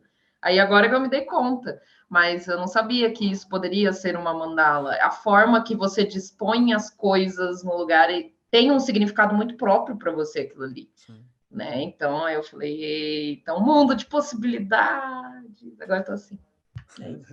É porque é só conceitualmente uma mandala mesmo, não é uma mandala propriamente dita, né? Então é um conceito distante, assim. Mas a ideia que é o seguinte: quando você faz uma mandala, Will, por favor, me corrija se eu estiver errado, mas parte da mandala é fazer uma representação da tua realidade naquele momento. Então é meio que botar ordem muitas vezes, assim. Então o centro normalmente representa você ou algo que é importante, né? E aí você vai expandindo para aquilo para ver até onde vai, o que você incorpora e tal. Tem uma galera que faz umas análises psicológicas mó legais da mandala e por aí vai. Tem umas coisas muito bacanas. Então eu gosto quando ele fala assim, que a mandala, entre outras coisas, a mandala e a mesa, né? A mesa que é o altarzinho, a mesa da galera do Sul América aqui. Quando ele fala assim que a mandala como um modelo de mundo perfeito. Isso é legal. Porque o que você está fazendo ali? Você está botando equilíbrio na tua microexistência ali, que é um equilíbrio que não tem no mundo de fora. O ideal era que o mundo fosse uma mandala. Né? Mas a gente conseguiu cagar ele a tal modo que neva no México, pega fogo no mar e faz 50 graus no Canadá. Então alguma coisa não está legal. Né? Aí ele fala assim, então o que a gente faz? Você precisa de uma mandala perfeita, ela é uma sugestão poderosa, é como o mundo deveria ser se ele tivesse equilibrado e curado, o mundo ideal. Isso é muito legal, muito xamânico, né? Tá na página 144 essa questão. E aí do lado é onde ele vai falar de uma mandala muito louca, que é a casa como mandala. E isso é um rolê bacana porque é exatamente o que eu faço para mim, assim. A minha casa é uma mandala, a minha casa é um universo onde as coisas têm algum equilíbrio. Ela tem um senso estético específico que funciona para mim. Metade dos móveis eu fiz questão de fazer, eu fiz questão de organizar. Tem várias questões que eu faço possível para que reflita quem eu sou. E muita gente sentiu necessidade de fazer isso durante a pandemia, porque perceberam o seguinte: eu não moro aqui, eu não habito esse lugar, né? Eu só durmo nesse espaço. E aí o lugar começa a se sentir repelido do lugar. Você não consegue se relacionar com ele. Por quê? Porque ele não é o seu universo perfeito onde você gostaria de estar. Então isso é um conceito que eu achei muito legal quando eu vi. Eu falei, poxa, isso aqui é bacana. Né? Então acho que é um dos principais pontos. E também que é isso quando você vai fazer um trampo. Se você vai fazer um trampo num lugar, citando novamente a Flávia, a casa da Flávia é toda organizada também para ser um espaço assim. Muito doido. Cada canto da casa tem um rolê e ela tem um casão gigante para organizar. Então é um outro exemplo de alguém que transformou a casa num altar. E a casa dela é um altar gigante, né? E é um lugar onde tem uma mandala gigante também montado naquele canto. Não sei se podia falar, desculpa aí. Se não podia. Então você tem essa questão, né, ali posta. Você falou, tô cortando Não, alguém?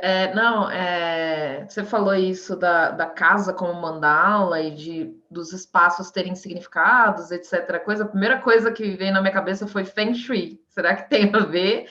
Pode ter a ver? Não tem a ver? Tô doidas, né? Porque é outra coisa, né? É um rolê lá do outro lado. Mas me parece que traz esse tipo de harmonização, querendo ou não, né? Acho que sim. É que Promove o Feng Shui, eu acho que esse ele tem equilíbrio. regras, né? O Feng Shui ele tem umas regras muito padronizadas. E a dele aqui é justamente assim, acho o teu padrão. Mas para mim é total, é você tornar o lugar habitável e tornar um lugar potencializado para viver, né? Você ter potência de vida ali. Sim. Eu queria comentar a respeito desse lance da casa também, que foi essa parte que ele me pegou um pouco, mas não foi negativo. Mas eu gosto muito do rolê da casa. Eu acho muito bom essa parte de você tentar trazer elementos que façam sentido para você e tudo mais. E eu moro com meu digníssimo senhor, meu namorado, então a gente tenta equilibrar isso entre os dois, né? Coisas que fazem sentido para mim, coisas que fazem sentido para ele. Então, no lugar tem um altar de bruxaria e no outro tem uma bicicleta pendurada. E assim vai, sabe? A gente vai tentando equilibrar através desses elementos e tudo mais. E aí ele fala lá na 145 a respeito dessa coisa de você organizar a casa. Pessoas que elas tentam limpar, organizar e decorar a casa para refletir de alguma forma interiormente, se eu entendi corretamente o que ele disse, né? E aí, depois de 2, 3 frases, ele fala assim, mas se uma pessoa tá muito bem com ela mesma, ela não vai fazer essa porra, ela vai viver a vida dela. E aí, eu fiquei muito assim, nossa, você falou e aí você, no mesmo parágrafo, você falou que não. E aí eu fiquei meio incomodada com isso. Aí depois eu fiquei pensando também que, de certa forma, eu gosto muito desse livro, mas que, de certa forma, é interessante entender que é possível fazer as duas coisas. Às vezes eu tenho a impressão de que o que ele quer falar é que as duas coisas são possíveis. Sim. E que você pode transitar entre essas duas coisas e elas vão funcionar de qualquer forma, sabe? Enfim, a parte lá da organização é na 145, que eu queria falar antes, aí eu acho. Perfeito, cara. Eu acho que é bem isso assim mesmo. Porque tem gente que tem o mundo na cabeça, sacou? Que tudo que basta é o que tá aqui colocado. Que nem eu piro no rolê do minimalismo. Eu acho do caralho. Eu acho muito louco isso. Principalmente na questão de consumo. Que o que o minimalismo propõe é um consumo consciente. Mas eu acho a estética minimalista uma merda, assim. Total. Eu não quero morar num lugar que é sei lá, um laboratório, uma casa vazia à venda. Não me interessa. Eu gosto de cor quente, não gosto de cor fria. Os meus bagulhos são de madeira, eu gosto dos livros. Eu tenho, por exemplo, do lado da minha mesa aqui, eu tenho um bonequinho do mago que eu ganhei de um professor, que é importante para mim, eu acho bem legal. Eu tenho 2 cartas de tarô do Tarô del Fuego, que veio extra, eu acho elas lindinhas, então elas ficam aqui do lado enfeitando meu computador. Eu tenho um unicórnio num bottom escrito manda tomar no cu. Tenho um apito inca e eu tenho o crânio de um guaxinim. E tudo isso tem um sentido para mim tá aqui. E eles não estão aqui à toa para mim. Eles querem estar aqui, saca? No meu rolê, eles querem estar aqui é um lugar legal e eu olho para ele, eu lembro de algumas coisas. Então, é uma mandala. E eu fico nesse computador por muito tempo. Então é importante que ele seja agradável. Né? Que ele represente isso, que ele me chame as melhores questões. Né? Pode até falar, poxa, se eu for puxar uma associação com o tarô, eu tenho o louco aqui e eu começo várias coisas aqui sempre. O computador é onde certas ideias têm início para mim, hoje em dia, e eu tenho o mago aqui do lado, que é onde eu preciso mostrar que eu sei lidar com essas questões muitas vezes. Então é uma mandala, é a minha mesa de trabalho. Então eu acho muito legal essa questão. Gostaria de ser aquele cara que eu não preciso de nada, está tudo na minha cabeça. E de certa forma eu até tento também, porque tudo que eu preciso está na minha mochila. Eu tenho uma mochilinha desse tamanho assim, que sei lá, se eu não for chegar em casa hoje, eu consigo trabalhar sem problema com ela, eu consigo fazer tudo com aquilo.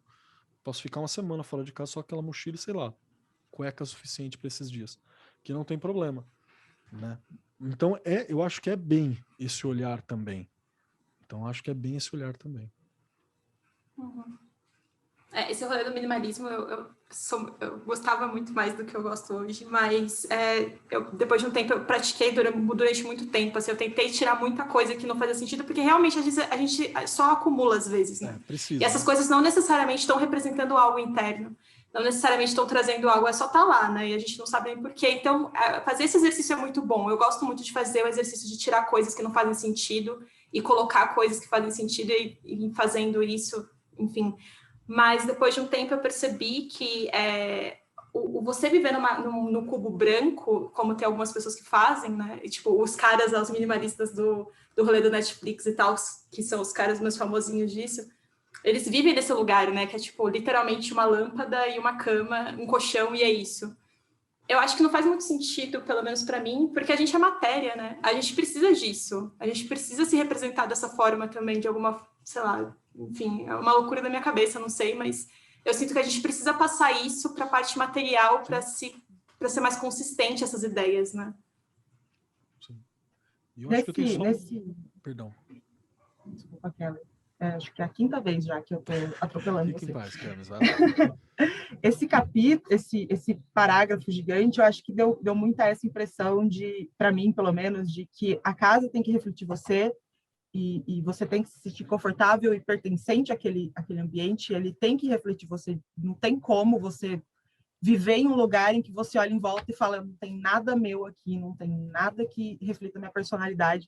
Mas, ao mesmo tempo, não é para você ficar neurado com aquilo, de toda hora eu tenho que, não, porque essa caneca tem que ficar aqui, porque se ela não ficar aqui, ela está no lugar errado. Tipo, não fica neurado com isso. Eu tenho a minha estante de livros, ela é, tipo, o único lugar da minha casa que ninguém põe a mão, nisso no altar, óbvio, que ninguém põe a mão, não tira meu livro do lugar, não troca meu bonequinho de lugar, não troca meu Funko pelo outro Funko, porque eles estão ali por um motivo. E é o único lugar da minha casa que tem ordem. Que o resto da minha casa, vocês estão vendo a minha cama bagunçada aqui atrás, vocês estão vendo, tipo, minhas coisas estão em todos os cantos. Eu não fico preocupado o tempo todo de, tipo, meu Deus, isso tem que estar aqui, isso tem que estar ali, isso tem que estar aqui, porque senão eu não vou fazer mais nada da vida que não seja ficar correndo atrás da minha própria bagunça. Eu sou uma pessoa que bagunça as coisas. Então, acho que era esse contraponto que ele quis trazer. Tipo, tenha coisas na sua casa, deixa ela que ela reflita você, organize ela de uma forma que seja 100% você, ou 50% no caso de quem mora com outra pessoa, né? Seja você dentro da sua casa, mas não fica preocupado toda hora de ficar arrumando as coisas, de ficar colocando tudo no seu devido quadradinho, porque é o que ele está falando no livro inteiro, né? Tipo, não fique preso nesse quadradinho, explore outras coisas, faça outras coisas, seja você mesmo, explore as possibilidades. Então, acho que é esse contraponto que ele faz nesse capítulo de, tipo, ter a sua casa arrumada do seu jeito, mas não fique o tempo todo arrumando a sua casa. Acho que foi isso que eu senti muito nesse capítulo, nesse parágrafo gigante aqui. Muito bom. Indicação Marie Kondo e Queer Eye, né? Para quem quer entender mais sobre essas questões, os dois pontos. Eu tenho uma anotação aqui que eu preciso falar, e daqui a pouquinho eu preciso estar saindo. Tem uma hora que ele fala do Castaneda, né? Falar com as plantas é importante. Para todos que leram Castaneda, o Castaneda é um merda, tá? Para quem não sabe, é um ser humano horrível, assim, é um cara terrível, né? É um mentiroso compulsivo e por aí vai. Há coisas de valor no que ele fala? Há coisa muito bacana. É tipo, todo respeito quem gostar do Osho também. O Osho também é outro cara que eu acho mega surtado, mais surtado é seguidor dele, mas o que o Osho fala sobre respiração é incrível e ninguém mais sintetizou como ele sintetizou. Então é o rolê de separar artista e obra. Eu tenho mais dificuldade de fazer isso com Castaneda. Tem um podcast que eu posso até indicar para a galera, que fala sobre a vida do Castaneda e o rolê do culto que ele criou em volta dele, que eu não vou lembrar agora, Bio ou qualquer coisa. Seita do Castaneda, peraí. Seita Castaneda Podcast. Que ele dá, tá lá, chama Culto da Tensegridade. Se você procurar por seitas no podcast do Spotify, assim, você acha Seitas Carlo Castaneda, você vai ver os 2 episódios falando sobre a tensegridade, assim, é desesperador. O que ele faz com as minas e as paradas todas, assim, é desesperador. Então, acho que é importante citar. E ele vai ser sempre citado quando a gente fala de xamanismo, não tem jeito, saca? Ele é base do rolê xamânico, virou desse core xamanismo, né, que é o xamanismo para branco de dread. É esse aí, é o core xamanismo. Então é muito louco para dar uma olhada. E eu vou ter que dar uma vazada agora, gente, que aconteceu uma parada, mas eu queria propor uma outra questão também. O que vocês acham do próximo encontro? Só falarmos do capítulo 9, porque ele é gigante. Alinhadíssimo com a Bibis, porque ela já tinha proposto isso. Então é isso que ia ser mesmo. Tá certíssimo. Tá bom, porque ele é desesperador. Assim. E é bom que aí depois dá pra fazer 10 e 11 e aí fecha o livro.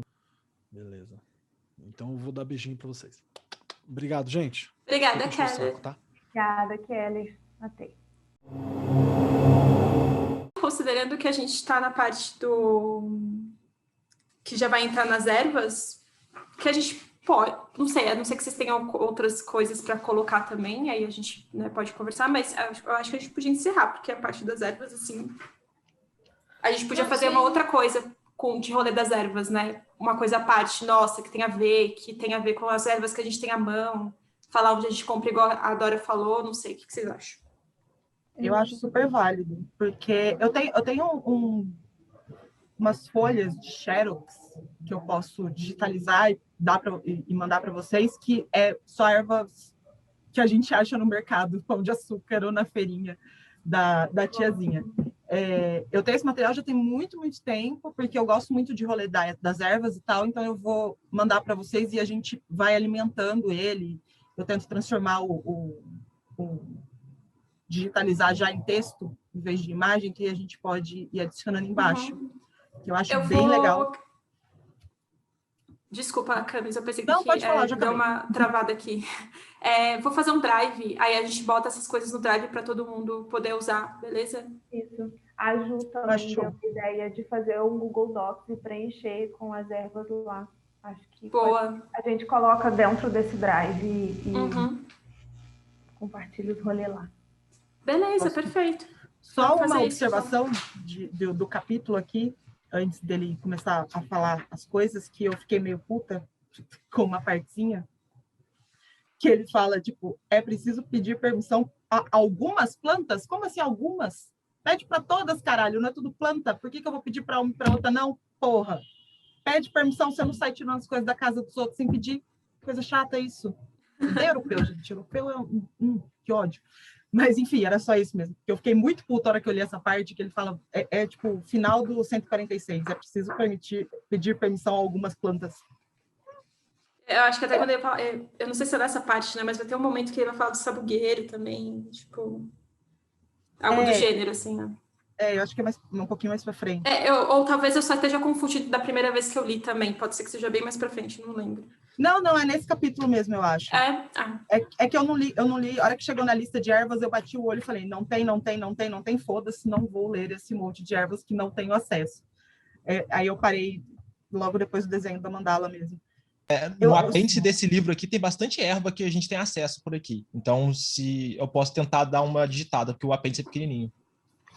Boa, vamos fazer esse super documento, então. Só uma coisa legal que ele fez conexão, que eu achei válida, é da terra, água, fogo e ar, para representar em uma mandala. Eu achei isso aqui válido, desde que sejam com as nossas ervas e que elas tenham alguma ligação com aquele elemento, né? Tipo, arruda... Eu entendo um pouquinho de ervas, então tem 3 divisões de ervas, as quentes, as frias e as mistas. Não sei se vocês já ouviram falar dessas 3 divisões. Então, tipo, erva quente seria mais para o fogo, erva fria seria mais para a água ou para o ar, erva mista mais para terra. Então, tipo, fazendo essa variação de ervas, eu acho que a gente consegue seguir essa divisão que ele fez de terra, água, fogo e ar de um jeito bem bacaninha, assim, se alguém quiser montar uma mandalinha / sigilo de plantas. Essa parte eu achei válida. Depois disso, já começa coisas que tem, o que tem a ver, né? Não tem uma dúvida aqui. Aqui no livro que eu tenho em mãos está falando que a arruda tem propriedades de proteção, habilidades mentais, purificação, saúde e conforto. Tá certinho? Ah, então beleza. Tá sim. A arruda, ela é meio que o coringa das ervas. Ela serve para várias coisas. Tipo, mas a arruda é bem associada à proteção, principalmente. Eu acho que a principal característica de arruda é proteção. Gente, deixa eu fazer uma pergunta. Oi. Vocês estavam falando sobre essa questão de pedir autorização para a planta e falar com a planta. E eu nunca usei isso de forma magística, mas eu aprendi com a minha mãe que para você cultivar uma planta, você tem que conversar com ela. E aí eu já tentei usar, isso é besteira da minha mãe. E aí minhas plantas morreram todas. E aí eu comecei do zero. E aí eu tenho esse diálogo com as minhas plantas como parte do cultivo, assim como dar água para elas e enfim. E aí eu queria entender como que funciona isso de forma magística, assim. Vocês comentaram e eu não sei muito como funciona, se é para pedir as propriedades mágicas delas ou não sei. Como que eu faço, como que eu aprendi, tá? Eu aprendi assim no terreiro e eu conversei com várias pessoas que trabalham com ervas também, elas também fazem assim. Quando a gente vai pegar as coisas de uma erva, é como se você estivesse pegando da casa de alguém, né? Você não entra na casa de alguém e fala, gostei dessa garrafa, vou levar embora. Não, você pede permissão. Então, antes de você cortar a planta e podar ela para um uso mágico, você pede permissão para ela. Você fala, olha, eu preciso de você para cumprir um ritual XYZ, então eu vou pegar algumas folhas. Beleza? Ela não vai falar que sim nem que não, então você assume que sim. Você vai lá e corta quantas folhinhas você precisa. Às vezes ela te fala, às vezes você sente quanto é o suficiente, às vezes você sabe, tipo, eu preciso de 7 folhas, 7 galhos de arruda, eu preciso de 2 galhos de arruda, eu preciso de 3 louros. Às vezes você sabe quanto você precisa, às vezes você não sabe e começa a podar. E aí vai ter um momento que você fala, não, beleza, já deu, isso aqui é o suficiente para mim. Tipo, vai muito no feeling, assim, porque a planta não é uma entidade com voz, embora ela seja uma entidade viva, ela não é uma entidade que fala verbalmente como a gente, então tem muito no feeling de quanto que eu preciso dessa planta, o quanto ela é grande o suficiente para aguentar uma poda do que eu preciso. E aí, depois que você coleta essa planta, aí você conversa com os galinhos que estão ali e fala, olha, por exemplo, o arruda que o Augusto falou, eu preciso de arruda para proteção, então eu peguei você, eu preciso que você me ajude. Aí você fala com ela, conversando num diálogo mesmo, e fala para ela para que você vai usar, porque muitas plantas têm mais de uma função, elas têm várias propriedades. Cura, saúde, proteção, enfim, várias coisas. E aí você fala para ela para que ela está ali. Porque se você não falar, ela serve para tudo. Então, tipo, qual vai ser a propriedade que a gente vai ativar dela? Então, você conversa com ela, explica para ela para que ela está ali. E aí você macera e toma banho, ou queima, ou enfim, deixa no altar, qualquer que seja a utilidade dela naquele momento. Mas foi assim que eu aprendi, é assim que vários amigos meus que trabalham com ervas também fazem. Primeiro você pede para tirar e depois você explica para que ela está sendo usada. Não sei se ficou claro. Não sou didática como Keller, desculpa. Entendi sim, valeu. Eu queria só voltar um pouquinho sobre uma coisa que ele fala que eu achei que é muito importante, que é uma coisa que meio que eu já fazia quando ele fala de montar a mesa, né? Montar lá bonitinho o altar. Ele fala que você deixa a mesa lá tranquila um tempo, né? Descansando. Aí você vai fazer outras coisas. Você vai fazer, sei lá, você vai beber, vai conversar quando ele está falando do curandeiro, né? Quando o curandeiro vai na casa de alguém e tal. E eu achei muito maravilhoso, porque eu nunca tinha me atentado que era uma coisa que já acontecia, mas é igual fazer sigilo, igual ele fala, tipo, você faz o negócio, coloca lá a intenção, o objetivo, que você quer para que você quer que aquilo sirva, né? E aí depois você dá uma esquecida naquilo, tipo assim, deixa lá para trabalhar. Dá um negócio, dá um tempo para ele absorver o que precisa de absorver, e depois você volta e faz o que você tem que fazer, queima, ou desmonta, ou espera a vela queimar e tal. Eu achei isso muito legal também. Eu só queria puxar ele das últimas, porque a gente passou por isso, mas a gente não falou sobre isso também. Se a gente for pensar na mandala como um sigilo, faz todo sentido, né? Você deixar ela ali e esquecer que ela existe mesmo que seja um período curto. O que não ficou muito claro para mim é se o período da mandala dele é, tipo, curto, tipo, vou beber, conversar com os amigos e vou queimar, ou se é longo, porque ele deu o exemplo do inverno, né? Que ele passou o inverno inteiro com a mandala. Eu fiquei tipo, tá, mas eu queimo essa porra que horas? Eu não entendi também. Eu acho que isso acaba conversando um pouco com uma prática que eu tinha, que eu ainda tenho, na verdade. Quando a gente está no sabá, por exemplo, se eu estou em Lita, eu vou deixar o altar Lita até acabar Lita. Ou se eu estou em Souin, eu vou ficar em Souin até vir Yuli, sabe? E eu acho que talvez seja isso, assim, se é do inverno, então vai ficar até o final do inverno, acabou o inverno e tu queima, sabe? Mas eu não tenho certeza, né? Eu acho que você pode fazer do jeito que você quiser, né? Sei lá, no final do dia, você sempre pode fazer do jeito que você quiser. Essa é a maravilha sobre você que quer fazer bruxaria. Xamanismo freestyle tá aí por um motivo, né? Sim. Então, eu vou tentar fazer uma mandala de ervas, porque, tipo, literalmente, erva para mim é isso. Tipo, colhe, deixa ela secar, ou, enfim, compra seca já, e queima. Tipo, eu nunca fiz nenhum desenho com as ervas, a não ser quando é uma oferenda, alguma coisa, né? Que aí a entidade pede bonitinho, tipo, coloca as pétalas de rosa em volta da vela. Aí eu coloco bonitinho em volta da vela, porque eu não tô aqui para desaparecer a pomba gira. Mas, tirando isso, que nem ontem eu queimei a erva aqui em casa. Eu queimei arruda, louro e boldo. Taquei tudo dentro do caldeirãozinho, taquei fogo. Falei, é isso aí, filho, queima, vai. Eu não fiz nenhum desenho bonitinho antes, então eu fiquei meio confusa com essa questão do tempo, porque em um momento parece que é muito curto, é tipo o período de um jantar, e em outro momento parece que é tipo meses durante uma estação, mas aí, sei lá, talvez dependa do pra que é aquela mandala, né? Eu tive essa dúvida também fiquei confusa quando ele falou sobre isso. Vamos então fazer esse rolê acontecer das ervas. A gente pode ir pensando aí. A gente está preparando umas surpresas que a gente não contou ainda, que a gente não combinou, né, Larissa? A gente ia contar, mas a gente vai contar e vai ser legal. Vocês vão ficar felizes, eu prometo. Mas a gente vai ter umas atividades aí, e aí uma dessas atividades pode ser um rolê mais coletivo, que é esse lance das ervas, que eu acho muito legal, porque é difícil de achar né, rápido o que você pode fazer com cada erva e tudo mais. Então, acho que seria legal a gente já começar com isso para complementar as coisas que a gente está fazendo para o Mágica Visual. Sim. Teve o Marcos falou aqui de sugestão de material sobre ervas, a gente pode colocar também. Igual o livro que você mostrou hoje, que não é bonito, mas ele é maravilhoso de conteúdo. Sim. Acho que a gente pode colocar alguns que a gente acha interessante. Beleza. Vamos fazer isso, sim.